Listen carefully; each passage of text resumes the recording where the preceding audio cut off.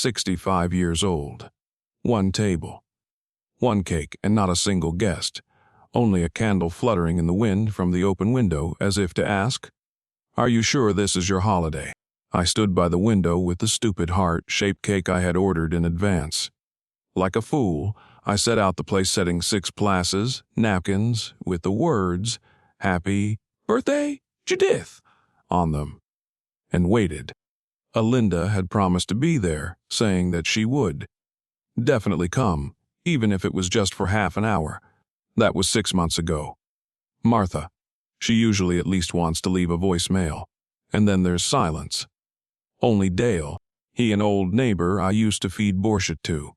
He came with a jar of honey and a bottle of cheap champagne. "Where is everyone?" he asked sincerely. I just shrugged my shoulders. Maybe they forgot. Dale was not a close friend of mine. But he was the only one who hadn't disappeared. Quietly, always in a plaid shirt. He said that in his youth he drove a bus, but now he only drives goats in his yard. He never asked for anything. He just sat next to me. I used to be surrounded by people. Parties, picnics, laughter. I used to make compotes, carry the tubs, lend money not without reason. Everyone called me the life of the party. And then as if someone turned off the light. A divorce from Tom, moving away, pension, and everything dissolved. The worst thing is not loneliness. The worst is when you start thinking that no one needs you anymore. Even like a dumpling with meat. I was sitting with that cake, useless like me. And for the first time in my life, I couldn't eat chocolate. It was painful. Not because they didn't come, but because I was still waiting. Like a child who believes that her mother will come back, even though 30 years have passed. The next morning, there was an envelope in the mailbox. An official envelopes. From a law firm. I thought it was a mistake. Maybe it was from the bank, or from the pension fund. But no, Aunt Ruby, the one from Arizona, the one who once sent me a postcard with a cactus and disappeared, she died. And left a legacy. For a long time I couldn't understand why it was for me. She didn't call, write, or ask how I was doing. But the document was real, a house in Tucson, and something else. The lawyer asked to be contacted, and I was sitting in the kitchen, still in my bathrobe, with an unfinished cake, and I couldn't believe it. There were 0 messages on my phone. No one called or wrote. Not even, with a delay. Only one call from some unfamiliar number. My and I didn't answer it. My whole life is like that candle. You think that there is still powder in the barrel, that once you light it, you will shine. But in reality, you are pulling the wick yourself. I didn't know what to do with the news. Rather not joy, but rather anxiety. Because I'm used to living without surprises, without people, and now it was as if someone had opened the door. And I didn't know that from that moment on, they would start coming back. Those who disappeared. Those who had forgotten. Those who will remember when they hear one word, money. I put out the candle on the cake. I put the leftovers in the fridge and called my lawyer. No matter what, something in me already knew life had just started a new act. And I was the main character. Albeit without an audience, for now. At first they are silent. And then, when you get something, they come to life. And they also pretend that they have always been there. After calling my lawyer, I made myself some coffee. Black like insomnia. And I sat down by the window again. I still couldn't believe it. I was the heiress. One thing kept running through my head. Why now? Why Ruby? "We can meet online," the lawyer said. His voice was dry, a little tired. "Or you can. Well, come, that's your right. But I advise you not to delay. There are other, interested parties." There you go. Someone is already breathing down my neck, and he didn't even wish me a happy birthday.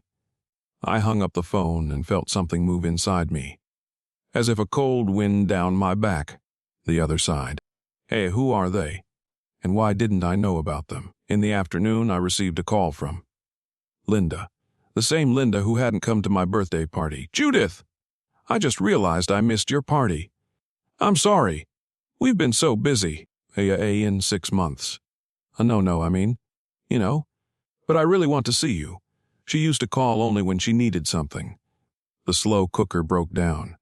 Her husband was temporarily gone. Or just come over because I'm bored. Oh, and now, I want to see you. As soon as you smell money, everyone will suddenly remember that you were their godmother. My mother once said. I laughed at the time. Now I hear her voice in my head. In the evening, Linda came with a pie. It's a recipe, Judith, straight out of Italy. She smiled ear to ear. I nodded. Sit down. You look beautiful. You've lost a little weight, though. Is everything okay? I didn't want to start a conversation. I just poured the tea. And she kept looking around, wondering what had changed. What was new? And, of course. Listen, is it true that your aunt left you the house? I looked at her. Quietly. Without a word. Linda tried to act surprised, but it didn't work. Martha told me. She saw it in the registry by chance. You've got quite a legacy, don't you? The registry. So they're already digging around. The information got out. And I was no longer poor, lonely Judith. I became promising Judith. I didn't know exactly how much money was there, but the lawyer setting, real estate plus a bank account plus certain assets. It didn't sound like a random gift of fate anymore. Listen, Linda suddenly said. If you ever need anything extra, you can count on me. I could go with you, look at the house, help you. And you haven't been away for a long time. I was silent. Now I have a friend, again. She must have her suitcase ready. It was both painful and funny. It hurt because I had to consider her my closest friend, and it was funny because she doesn't even know how to hide her greed. I realized that I would no longer be silent. I will not be ashamed, I will not be convenient. I got this life for a reason, and I still have the right to control it. But I didn't know that Linda was next in line, that Marta had already told her nephew. Judith, you know I love you, Linda said as she was leaving. I nodded. Remember you. I closed the door. And for the first time in years, I locked it. Because now I had something that could be hit. There is a phrasing. How are you? It is said by those who have not wanted to know anything about you for a long time. But when something profitable comes up, they immediately remember. The morning after Linda's visit, the phone went silent. But the silence was not calming, it was like before a thunderstorm. I made myself some fake tea. It always helps when something is troubling in the soul. It was lunchtime. The phone rang. A number with no name. It's Judith. Isn't it? I recognized the voice, and my heart skipped a beat. Laura? God, it's been so long since we talked. I just thought, have you? Laura, a former coworker, and we used to be friends, and then she forgot about me completely, and then suddenly she remembered, I heard about your aunt. I'm so sorry. Pause. But they say she left you something. Is it true? I wasn't even surprised. People don't change. They just wait for the right moment to remind you of themselves. I always thought that after 60 there would be no more betrayal. That older people are kinder. But now I see that greed ages with people, no less.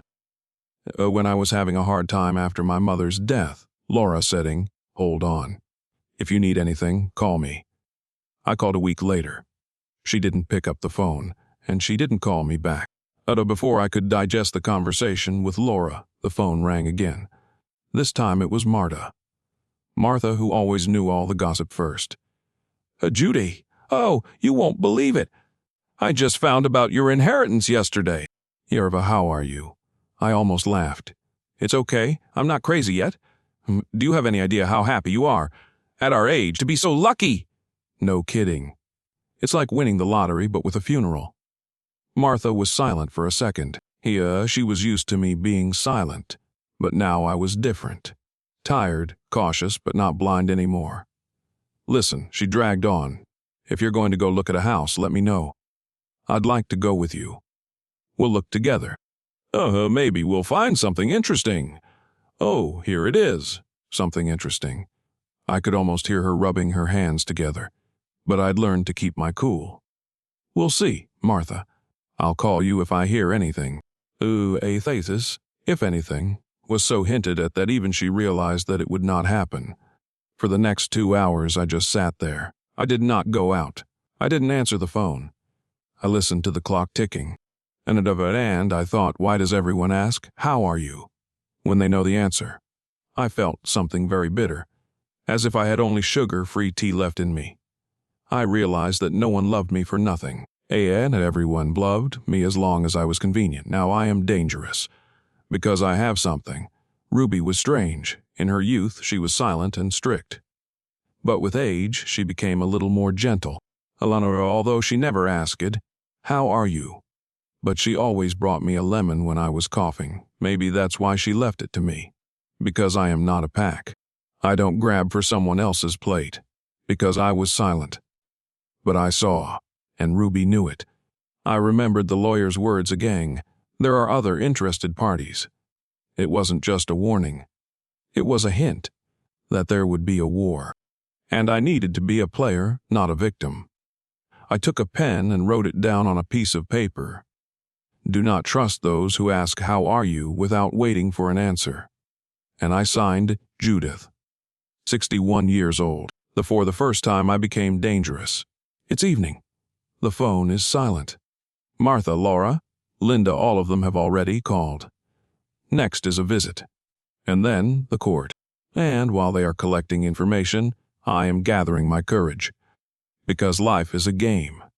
And I finally came out of the shadows. They said it was just a meeting of old friends. Laughter, a glass of wine, memories. But I felt I was invited not to toast, but to get a bite. Judith, you need to unwind. Martha just pushed me into the car. It's Tess's birthday. A little girly party. It'll be fun. I hadn't seen Tess in 10 years. Her birthday was 2 weeks ago. But I told her, okay, why not? You have to meet people sometimes. Even if these people are those who have long since deleted you from their contacts. Tess's apartment was almost unchanged. The same blue curtains, the same table with a floral tablecloth, and the familiar faces that appeared one after another like in a theater.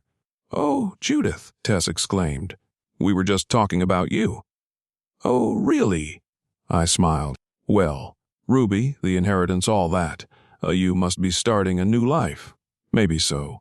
Or maybe the old one is just finally over." Marina, my former neighbor, pressed herself against me, pouring me wine. Listen, you're a lady with a mansion now. Give us something to remember."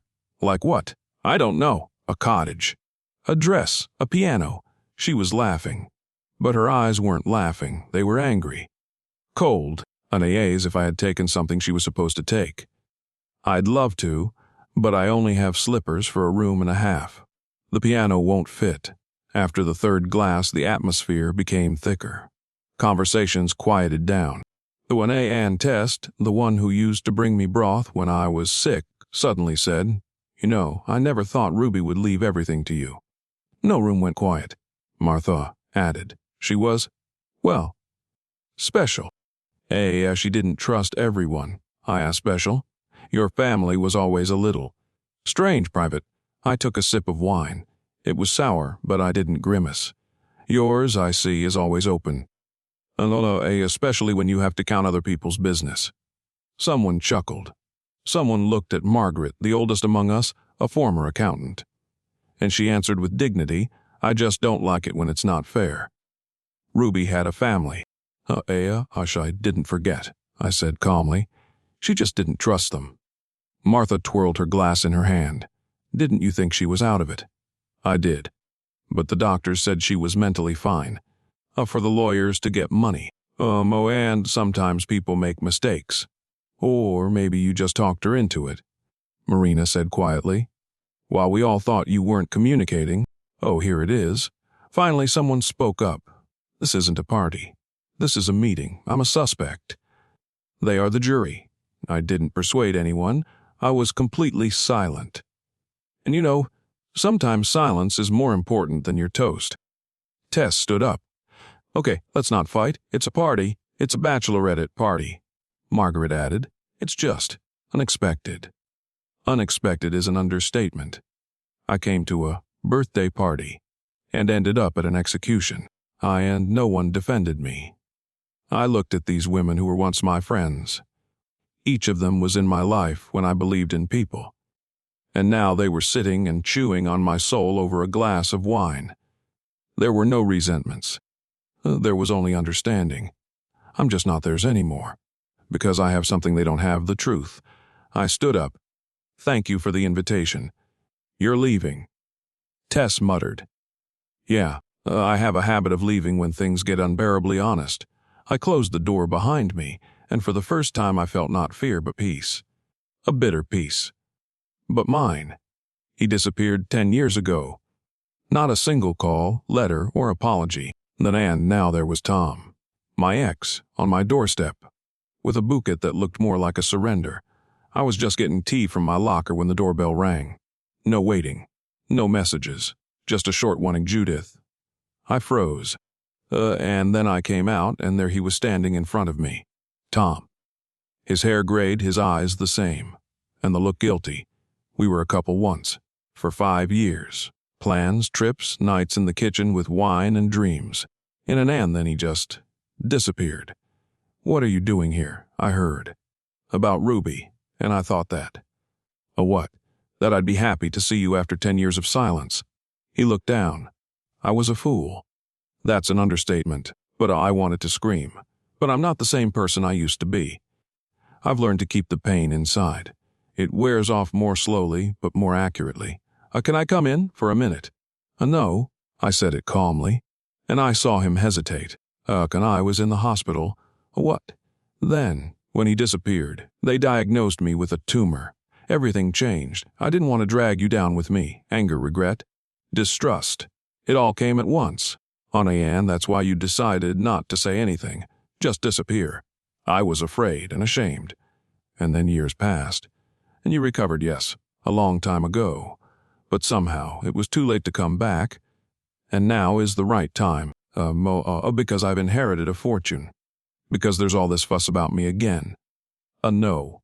I heard that everyone is talking about you. They say you're being destroyed. I remembered how strong you were.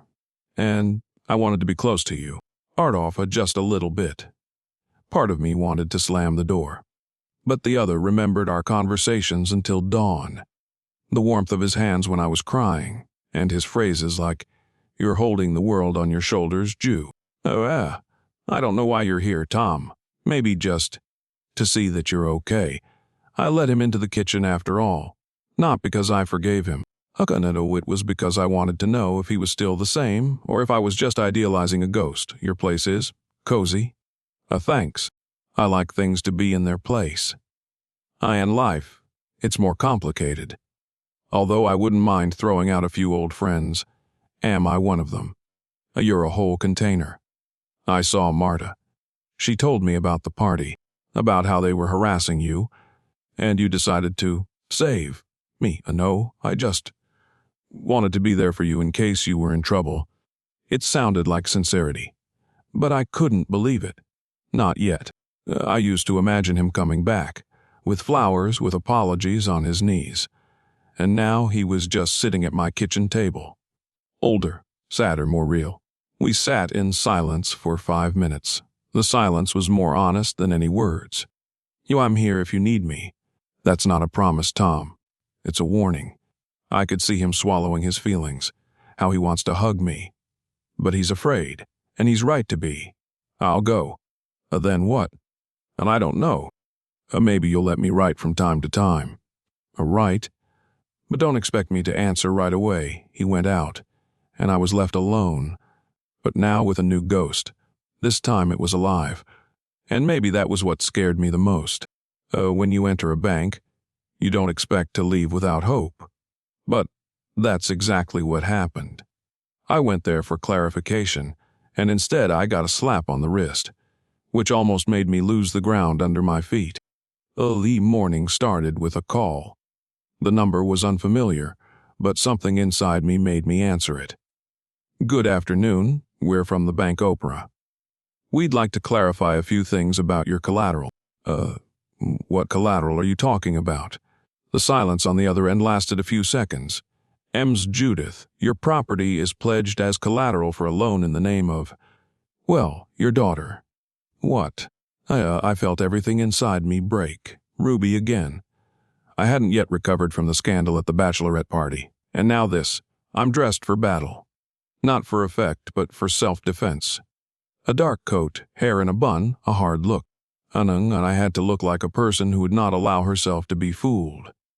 The consultant, a young girl with a nervous smile, led me to the client room. We have everything documented, ma'am. We can show you. She put a folder in front of me.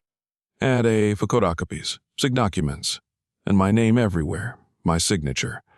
But I didn't sign anything like that, It's not my handwriting, it's not my hand, but the notary confirmed it. Give me the name of this notary, and I looked at the papers and felt anger boiling inside me. Someone had taken advantage of my trust. My signature. I want all actions in this case to be stopped. I will contact the police if necessary. Mom, we heard you.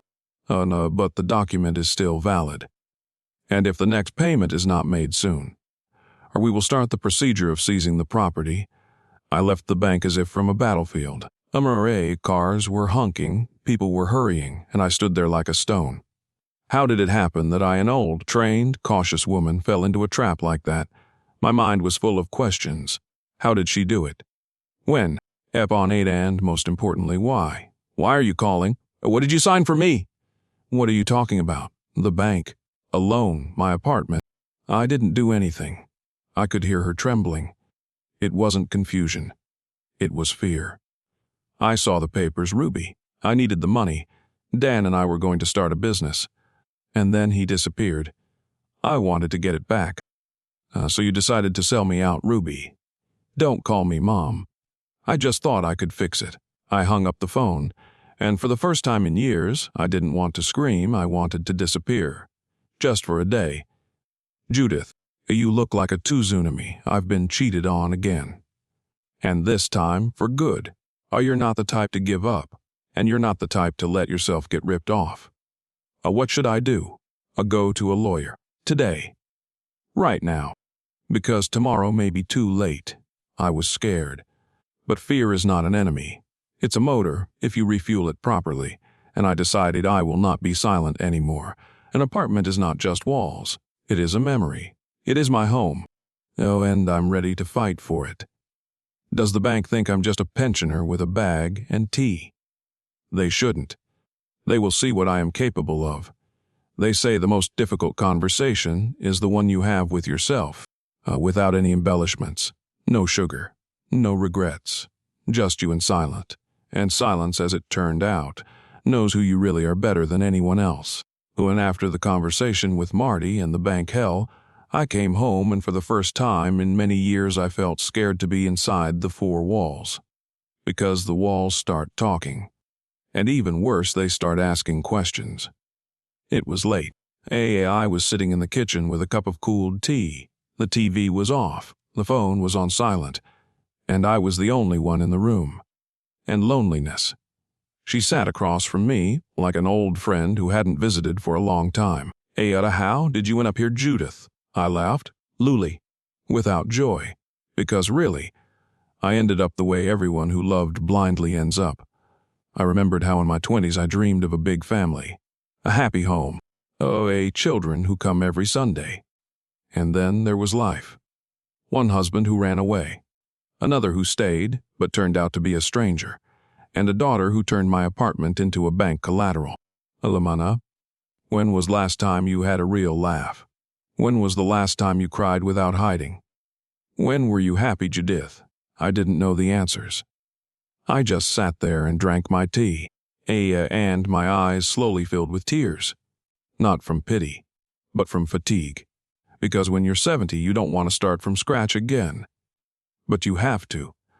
I looked in the mirror on the kitchen cabinet. There was a woman there. Wrinkles, tired eyes, but her gaze was still strong.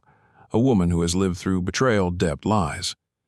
Judith, how much longer are you going to be silent? How much longer are you going to forgive? You're not trash. You're not a wallet.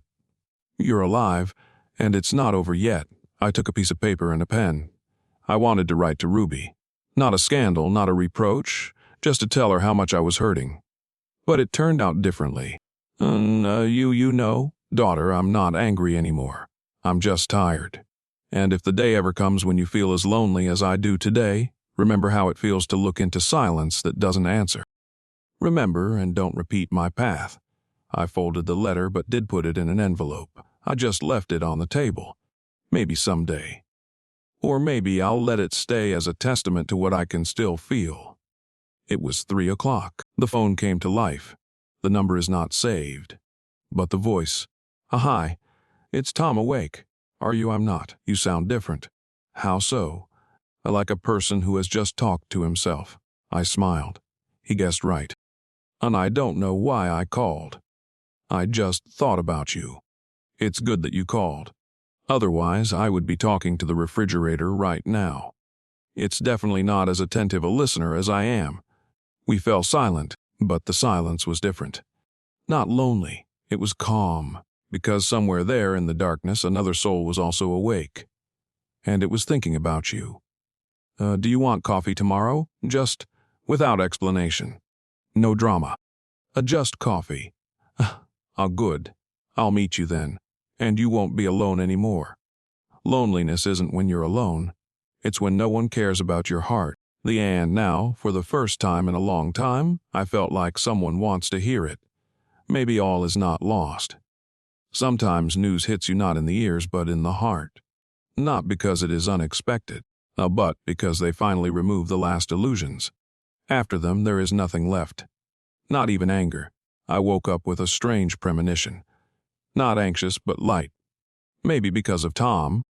Though maybe it was the silence of the night, because for the first time I wasn't alone. I put the coffee on, opened the window, and for the first time in a long time I smelled spring. At 9 o'clock, the doorbell rang sharply, as if someone was breaking into my day. I opened the door and it was the postman. In his hands are an envelope official thick with seals. It's registered. For your signature. She signed with a trembling hand. The envelope was heavy, though like a slap in the face that I didn't expect. A court order. The date is last week. The bottom line is that the apartment officially becomes the property of the bank. The procedure is complete. The rights of appeal have been exhausted. I read not a single chance. I read the lines in a circle. The words swam before my eyes. Alienation of property. Non-repayment of the loan. Legal grounds it. That was it. Everything was already lost. I called my daughter. I was shaking a little. Ruby? Mom, I can't right now. I'm at work. Did you know about this decision? What? A long one. Well, yes, I warned you. So you didn't do anything. Mom, I told you it's not my responsibility.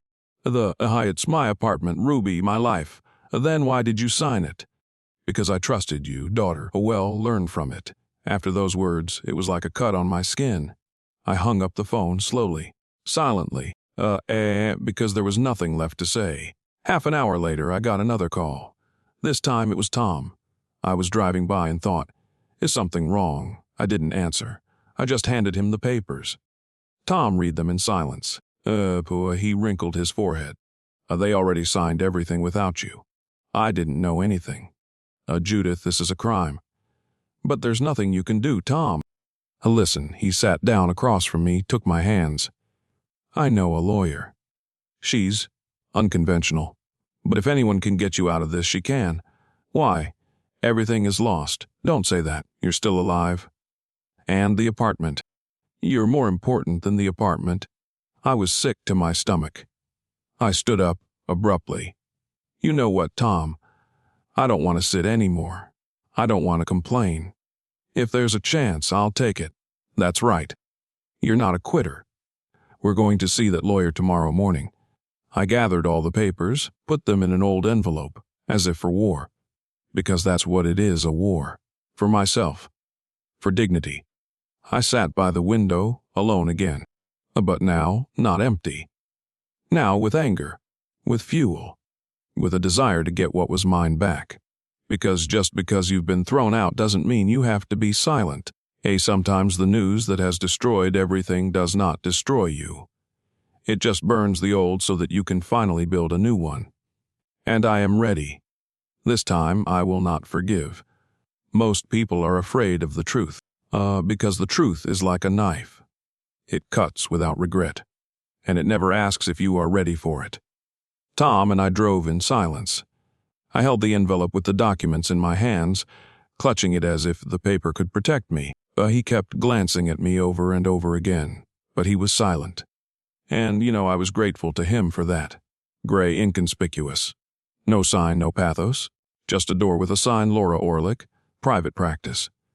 She opened it for us herself. Omina, she looked about 45, with short curly hair, light jeans, an open blouse, and a cigarette behind her ear. Come in. There were piles of papers in the office, coffee on the floor, and a dog on the couch. Anya, don't be surprised, she said. I live here. And while we were sitting down, she was already smoking. Right in the room, I told her everything. Documents, history, even shame. She listened silently, read quickly, humming now and then. Inema, your daughter is no ordinary bird. She muttered. Everything is legally correct. Be-ute. She pulled out one letter. Here, the signature is in the wrong field. It gives a loophole. I almost cried. A loophole. That's something. If you want to, but listen to me. If you want your apartment back, forget about emotions. How do you mean? Because this case is not about the truth. It's about money. I'm ready to play. Oh, yeah, she smiled. Then listen to me. Tell me honest lying, are you sure your daughter acted without the influence of a third party?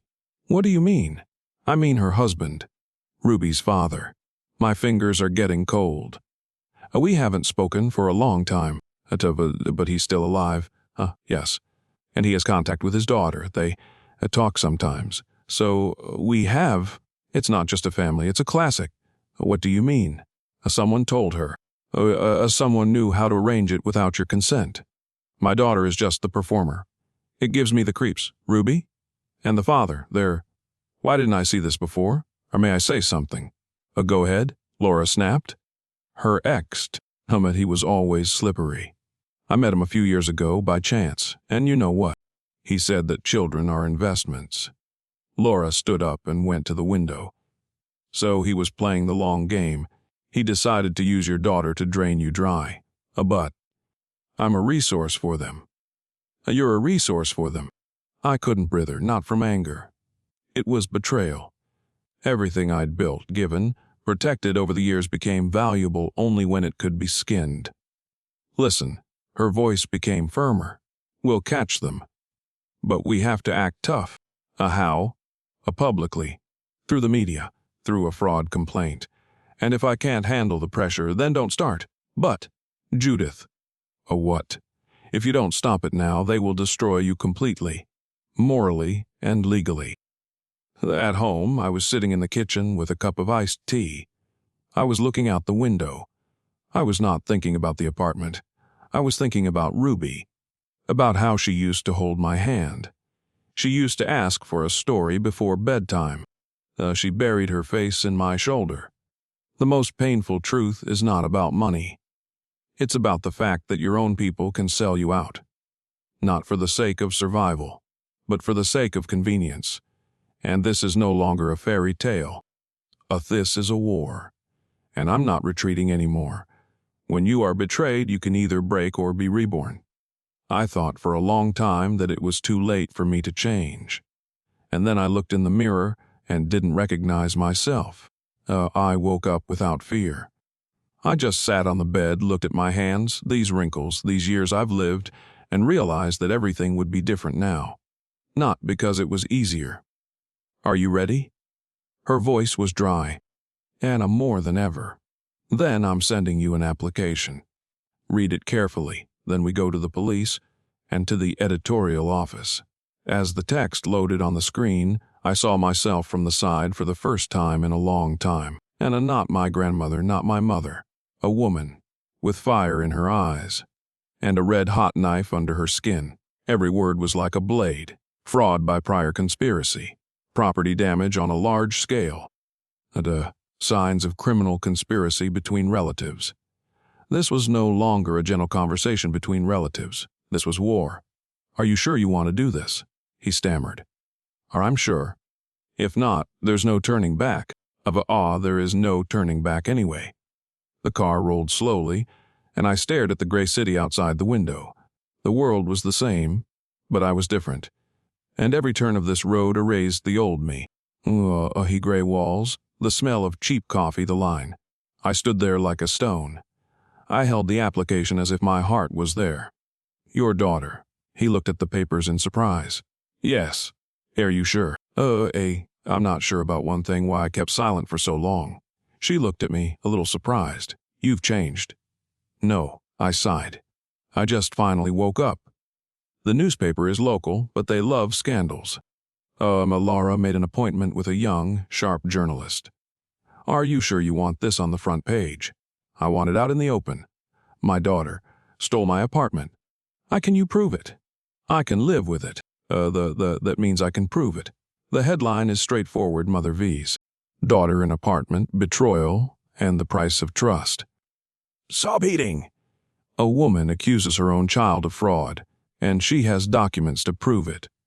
In the evening, the phone lit up with her name. I picked up the phone.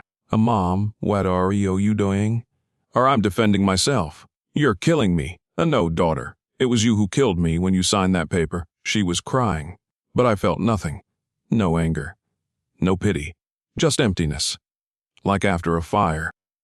I lay there and thought what happened to me. Where is that quiet, shy old lady who was afraid to raise her voice? She was dead. She was burned by the same truth that saved me. Do you remember what you used to call yourself? She asked. What? Just a mother. So what? And now you're a woman. Not a victim. Not a pensioner. A woman who walked out of the fire. Is that you, Judith? Who is that? That's Ruby's father. I felt as if I had been doused in cold water. We have to talk. I looked in the mirror. My hand touched my cheek, wrinkles. But my eyes are different. I'm not the same. And tomorrow I will tell him everything. Because the other me will no longer be silent. Sometimes the worst thing is not the secrets we hide, but the ones we forget. I usually don't answer calls from unfamiliar numbers. But today something made me answer. Is that you, Judith? The voice on the other end was tense but familiar. Who is this? It's Ruby's father. It was like a chill went through me. I knew this moment would come, but I wasn't ready for it. Somewhere deep inside I felt that this call would change everything. The same man who could have been my partner once.